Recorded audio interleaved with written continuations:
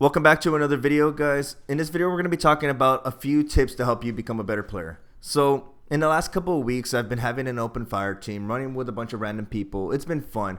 But what I've noticed is, it's always, I got killed by an icebreaker. I got killed by this. I got killed by that, and a few complaints, you know what I mean? And no, don't get me wrong. Not like I don't do it myself. I'm the one to preach about sticky grenades. But this video, we're going to be talking about several tips to help you understand where you went wrong and improve. So first of all, I want to say that if you guys are playing Destiny right now not to get better, then just leave a thumbs up on this video and this video isn't for you.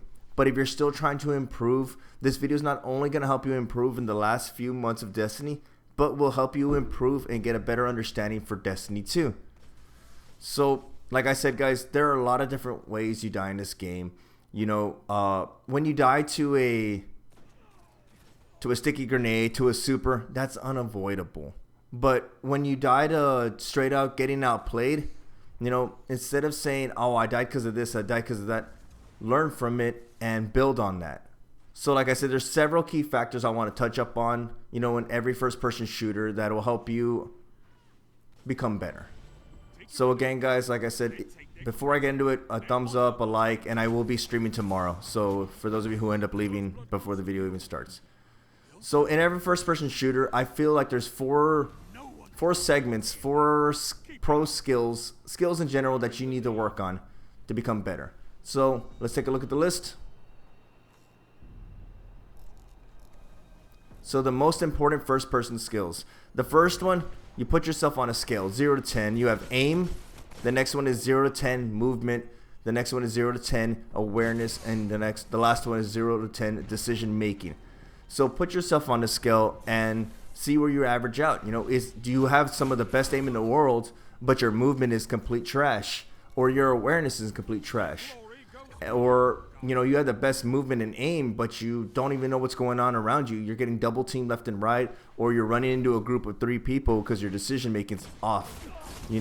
So instead of saying, oh man, freaking, there was 3 guys in there, what were you guys? Decision making kicks in there, guys, and saying, maybe I shouldn't have gone in there. So like I said, right now when you see this, guys, put yourself on this chart. Where do you see yourself? And no, I don't see myself all 10s because I still have a lot of improvement to do, to get better at every first-person shooter.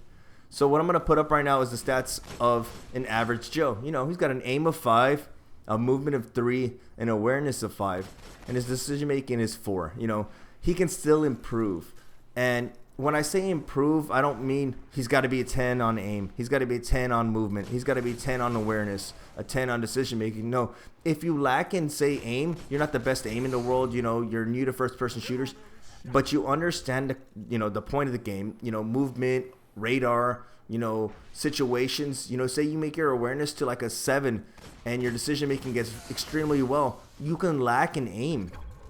Say your movement's amazing, your awareness is amazing, you're gonna stay alive a lot longer, and you can lack in aim somewhere. You don't have to be the best shot in the world. Me, I am not the best shot in the world, guys. I feel myself like as a 7, but I make up for it in movement and awareness and my decision making, which ultimately makes you better. You don't have to be a 10 in everything. So we're gonna get into the first one, guys, aiming. How to improve and what is aiming. So to improve on aiming, you first want to start landing your shots, obviously, but you want to pace your shots. Once you start spamming the hand cannon, start spamming your scout rifle, you start missing left and right, that's when you start losing the engagement. Knowing your weapon. If you got a hand cannon, know the recoil direction. You got a pulse rifle, know the recoil direction, and so forth. Compensating for flinch. People get flinched all the time, guys. I've seen people that I've run with. Even myself, I'm using a scout rifle, but I can't stop getting flinched. So you have to start compensating for the flinch, learning to strafe and fire, and taking advantage of aim assist. For some of you wondering, what do you mean take advantage of aim assist? Every gun in this game has aim assist, guys. Drag your crosshairs over an enemy, and it sticks a little bit, aim assist. You want to use that before you fire, because that's going to make you land more shots, because it'll make your crosshairs stick to your enemy a lot more. So right here, guys, like I said, if you want to take a screenshot of this, if you're messing up on aim, start pacing your shots. Start understanding your weapon you have. If it's flinch that's getting you from an auto rifle, start learning how to combat against flinch. You know, if you start standing still and start getting wrecked, start learning how to strafe. If you still want to land shots, start using aim assist to your advantage. I use it all the time for my hand cannon. You think it's me landing those shots? It's a little bit of the stickiness from the aim assist, guys. That's what's helping me out. So we're going to move into the next one, guys, which is going to be movement, movement, movement. So staying alive. It's obvious, you know, staying alive. But being proficient with a character. I've seen people switch. Oh, Brave, I got to switch up characters, man. I got to switch up characters. I got to switch up subclasses. Hey, I'm at fault too. You know, on last stream, I was running Golden Gun. Then I was running Blade. And then I was running Night Stalker. So stick with one character, guys. Stick with one subclass. And start becoming, you know, better with that class there. You know, start improving on that class alone. You know, you don't want to have the ability not to become better because you want to switch every single time, you know, someone outdoes you in one. Oh, I keep getting outdone here. Stick to one class. Being able to disengage, that's that runaway factor. You know, if you're getting beat, guys, you need to be able to disengage properly with sliding, jumping, your ability movements. You know, use all those for evasion, you know. And my number one thing I always mention all the time, unpredictable movements. You know, if I'm going to be running straight or running away from somebody and I'm running straight, obviously he's going to have an easy time to shoot me. You know, so start, you know, zigzagging around, sliding. I can't tell you guys how many times I slid to avoid stuff. You know, use your ability. If you can Titan skate. You can Warlock glide. You know, give it time in Destiny 2 and people are going to start figuring out the best movements for every character. So give that time. I'll even put that up there when I get it. So we're going to move on to the next one, guys, which is going to be awareness breakdown. So awareness breakdown, what is that? First of all, you want to utilize your radar pre-engagement, post-engagement, and most of all, during engagements. You have to utilize your radar. The next one is watch your HUD. In that kill feed down there underneath the awareness, if I see someone, you know, golden gun, shotgun, I see someone goes off with a shotgun, I know that that person, if I engage, if I can see their name, he probably has a shotgun and wants to ram it down my throat. You know, or if I see someone sniping, I know. You know, someone got strikered or someone's running around with a storm trench. Use that to your advantage. You know, listen to audio cues. If Lord Shax says heavy is in route, or, you know, you're going off with a kill spree, use those audio cues to your advantage. Someone's going to want to stomp you. Someone's going to want to shut you down when you're on a 10 kill spree. And supers, you hear that golden gun pop, it sounds dirty, but your best bet is to sit, wait, and then engage, you know. But you don't want to hear a golden gun pop, oh, well, let me go out in the open and get wrecked. No, guys, you want to get better at this. So start multitasking ultimately. Start watching your kill feed. If you see someone with a shotty and you start going over there thinking, oh, I'll just melee this guy to death, you know, he could probably shotgun you. But my number one here, guys, is going to be utilizing your radar. Pre-engagement, post-engagement, and during engagement. Because once you're done killing this guy, you want to look at your radar and see who's engaging you.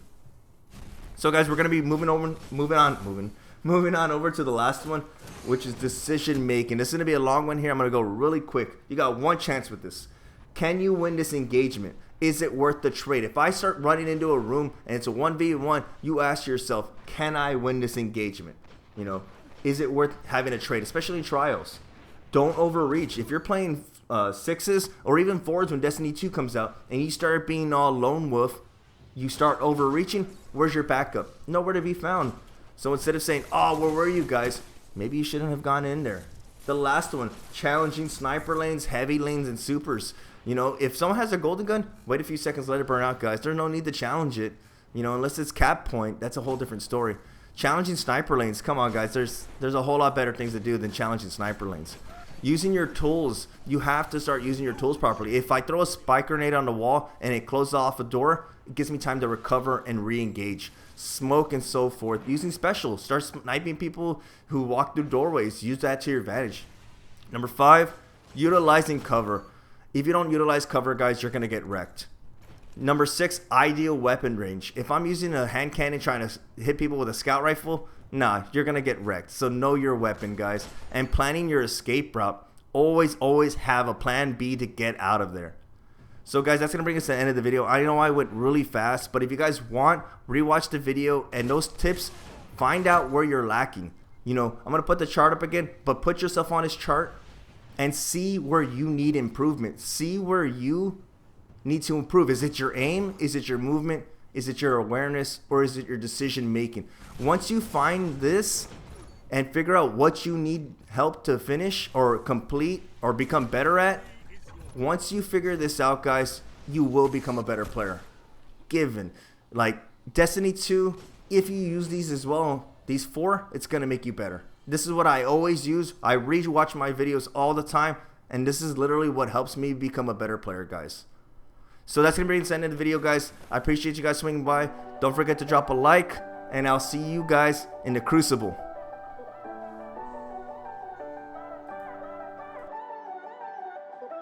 I've been loving everything you are. Your eyes alone are the brightest stars. I could stand you all night, just drinking.